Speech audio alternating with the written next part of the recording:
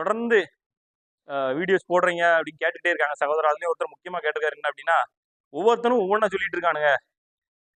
இது பண்ணணுமா பண்ணாண்டாமா, இல்லை இத்தனை நாள் பண்ணுறது சேஃப் இல்லையா, இல்லை இதை பற்றி கவலையப்படாம பண்ணவே வேண்டாம்னா அப்படியே விட்டுறேன், இல்லை பண்ணாமல் இருந்தாலும் ஹெல்த் இஷ்யூ வரும் அப்படின்றானுங்களே.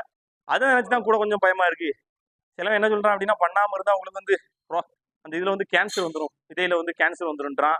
சிலவன் வந்து உள்ள கட்டிப்பட்டு நின்றுன்றான் ரப்பர் பால் மாதிரி. அப்படி ஒவ்வொருத்தரும் ஒவ்வொன்று சொல்கிறான். அதனாலேயே பயமாக இருக்குது.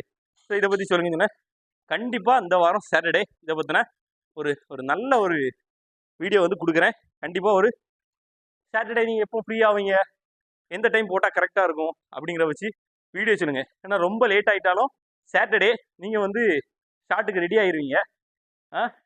ஷார்ட் இல்லை, ஷூட்டுக்கு ரெடி ஆயிடுவீங்க.